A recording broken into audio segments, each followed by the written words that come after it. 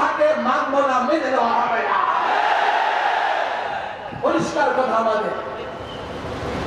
আমি আমার সংগঠনের প্রস্তাবনায় স্পষ্ট জানিয়ে দিয়েছি, আগে কথা লিখেছি, আগে কথা বলে দিয়েছি, তোমরা এত লম্বা চড়া সংস্কার করবা, শব্দের মার পেছে এটা সেটা ঢুকানোর চেষ্টা করবা। আমাদের বক্তৃতা স্পষ্ট, আজ হোক কাল হোক, যখনই ধরা পড়বে যে সংস্কার কার্যক্রম, এই সংবিধানের কোথাও কোন ধারা, কোন উপধারা এমন আছে যা কোরআন সুন্নাহর সঙ্গে সাংঘর্ষিক, তাৎক্ষণিক প্রতিবাদ করব, এক মুহূর্ত বরদাস্ত করব না। লড়াইটা চলছে এলেন এবং জাহালতে। আমাদের কিছু ভাইরা আছেন যারা জুলাই অভ্যুত্থানে আমাদের সঙ্গে ছিলেন। আমি হাটাজারির জনতাকে বলে যাই, হাটাজারিতেও আমাদের ব্যাপক ভাইরা দল মত নির্বিশেষে জুলাই অভ্যুত্থানে আমাদের সঙ্গে ছিলেন।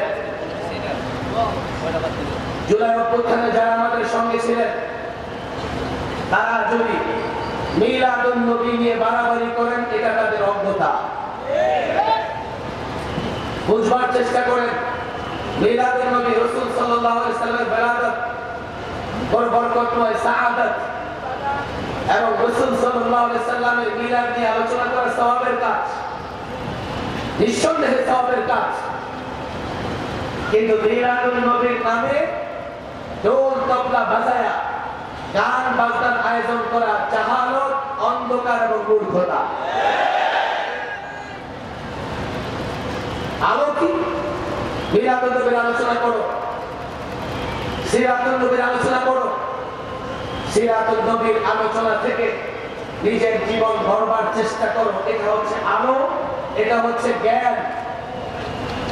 আর যদি ব্যতিক্রম করো, আমি তাদের বলি, দেখো ওরা আমাদের ভাই। আমি এখানে ছাত্র সমাজকে বলি, 16টা বছর আমরা ফেসিবাদ বিরোধী লড়াই করেছি।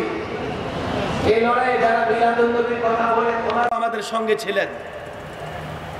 আমি নিজে তাদের সঙ্গে সমন্বয় করেছি। চট্টগ্রাম, সিলেটে আমি সমন্বয় করেছি। তাদের নেতৃবৃন্দ আমাদের সহযোগিতা করেছেন। এখন মাঠ পর্যায়ে আমাদের লোকদের সঙ্গে তারা মিলাদুন নবী নিয়ে মারামারি করে ফেলেন। আমি তাদের দাওয়াত দেই, তাআলাউ ইলা মা আনজালাল্লাহ ওয়া ইলার রাসূল। আমরা একটা জায়গায় একমত ছিলাম, চলো অন্ধকার থেকে বের হয়ে আবার সবাই আলোর জায়গায় যাই। কথা ঠিক না বেঠিক? একদিকে অন্ধকার, আরেকদিকে আলো। এমন এক্সাম্পল দিতে থাকলে রাত শেষ হয়ে যাবে। আমি আলোচনা সংক্ষেপ করতেছি, আলোচক আরো আছেন। আমি যে কথাটা বলে শেষ করতে চাই, সর্বশেষ, আজকে একটা জাতীয় দৈনিকে আপনারা দেখেছেন, পার্বত্য চট্টগ্রাম নিয়ে বাংলাদেশ বিরোধী শক্তিরা ষড়যন্ত্র করতেছে। আমি এটা আজকে নতুন খবর বলবো না। বাংলাদেশের জন্মের পর থেকেই এই পার্বত্য এলাকা নিয়ে বিদেশিরা একটা ষড়যন্ত্রের জাল বুনে আছে। কদিন পর পর যখন দেশ রাজনৈতিকভাবে অস্থির হয়, তো তারা তাদের ষড়যন্ত্র বাস্তবায়নের চেষ্টা করে। এখন বাংলাদেশ রাজনৈতিকভাবে একটা অস্থির সময় পার করতেছে। ফেসিবাদ তো গেছে, কিন্তু ফেসিবাদ বিরোধী শক্তিগুলো নিজেরা এখন মারামারি করতেছে। তারা মনে করতেছে যে এই অবস্থাতে পার্বত্য এলাকায় কোনোভাবে অস্থিরতা তৈরি করে এখানে আরেকটা খ্রিস্টান রাজ্য তৈরি করা যায় কিনা। ছাত্র জনতা, যুবক ভাইয়েরা, এই ষড়যন্ত্র মোকাবেলা কিভাবে করবেন? তাদের ষড়যন্ত্র মোকাবেলা করবার মতো বাহ্যিক ক্ষমতা আমাদের নাই। যারা বাংলাদেশ নিয়ে ষড়যন্ত্র করতেছে তারা সুপার পাওয়ার। যারা বাংলাদেশ নিয়ে ষড়যন্ত্র করতেছে তারা অ্যাটম পাওয়ারের অধিকারী। আবার আমার দেশে আছে গাদ্দার, আমার দেশে আছে এক ধরনের মানুষ যারা নিজের দেশের চাইতে অন্যের দেশের স্বার্থ রক্ষায় বেশি কাজ করে। এদেশের ইঞ্চি ইঞ্চি মাটিতে আপনি গাদ্দার খুঁজে পাবেন, গাদ্দার খুঁজে পাবেন। এই দেশটা কি করে রক্ষা করবেন? একটা মন্ত্র, একটা স্লোগানে দেশ রক্ষা হবে। আল ইসলামু ইয়ালু ওয়ালা ইউলা। ইসলাম বিজয়ী হয়, বিজয়ী ধর্ম, ইসলাম পরাজিত হয় না।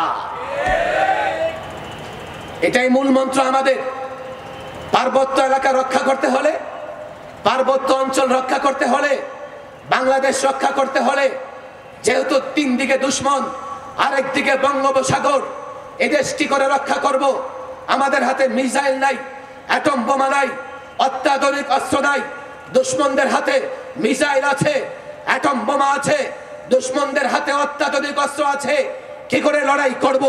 কি করে দেশ রক্ষা করব? দেশ রক্ষা করতে হলে আমাদের শক্তি ইসলাম। আল ইসলামু ইয়ালু ওয়ালা ইউলা। ইসলাম বিজয়ী হয়।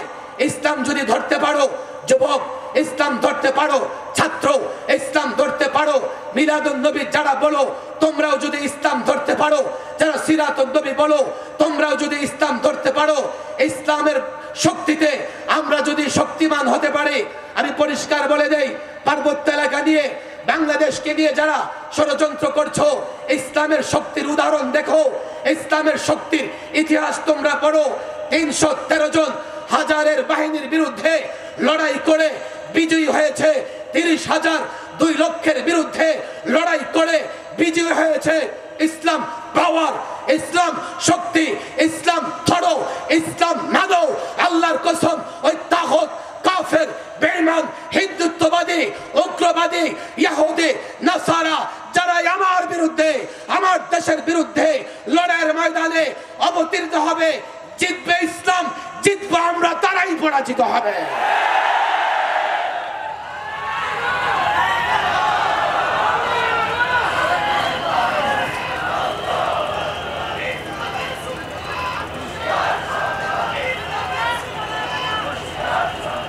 আমরা দেশের পক্ষের শক্তি, আমাদের বিদেশে দ্বিতীয় কোনো বাড়ি নাই। আলেম ওলামারা দেশের পক্ষের শক্তি, খাঁটি খাঁটি শক্তি, খাঁটি, কোনো বেজাল নাই। সুতরাং দেশের প্রয়োজনে এই জাতি যদি আলেম ওলামাদের উপর ভরসা রাখে, নিঃসন্দেহে এ দেশও হেফাজত থাকবে, দেশের মানুষও হেফাজত থাকবে। কথা দীর্ঘক্ষণ হয়ে যাচ্ছে। আমি বলছি, আমি ছাত্র জনতাকে বলি, দেখো এলেম এবং জাহালতের যে লড়াই চলতেছে, এই লড়াইয়ে যদি এলেমের আলো নিয়ে অগ্রসর হতে না পারো, তো জাহালতের অন্ধকার তোমাকে ঢেকে ফেলবে। তুমি যদি জ্ঞানের আলো নিয়ে অন্ধকারের মোকাবেলায় দাঁড়াতে না পারো, অন্ধকার ধীরে ধীরে তোমাকে ঢেকে ফেলবে। আজকে বাংলাদেশের রাজনৈতিক বাস্তবতায় আমরা তাই দেখতে পাচ্ছি। যেইভাবে অন্ধকার আচ্ছন্ন হয়ে আসছে পরিবেশ, বিশ্ববিদ্যালয়, প্রত্যেকটা এলাকা, মাদারেসে কওমিয়ার ছাত্ররা যদি এলেম নিয়া, জ্ঞানের আলো নিয়া, এলেমের আলো নিয়া মোকাবেলা করতে প্রস্তুত না হয়, এই ফিতনা আমরা মোকাবেলা করতে পারবো না। আল্লাহ তাবারক ওয়া তাআলা মাদারেসে কওমিয়ার সূর্য সন্তান, মাদারেসে কওমিয়াকে যারা মহব্বত করে এবং যারা রাসূলুল্লাহর মহব্বতের দাবি করে, যারা রসুলকে মহব্বতের দাবি করে, ওরা আমার ভাই। ওদের ভেতরে কিছু ভুল বুঝাবুঝি আছে। আমি তো তাদেরকে বলি, দেখো তোমাদের মধ্যে বিরোধের জায়গা বেশি না, তাদের আমাদের মধ্যে হয়তো বা কয়েকটা বিরোধের জায়গা আছে, কিন্তু আমাদের আর তাদের ভেতরে ঐক্যেরও অনেক জায়গা আছে। সুতরাং মারামারি নয়, সবাই মিলে আমরা রাসূলুল্লাহর সুন্নাহ প্রতিষ্ঠা করব তো ইনশাআল্লাহ। আল্লাহ তাবারক ওয়া তাআলা আজকের এই বিশাল আয়োজন, আমাদের উপস্থিতি সব কবুল আর মঞ্জুর করে নিন। ওয়া মা তাওফীকি ইল্লা বিল্লাহ ওয়া মা আলাইনা।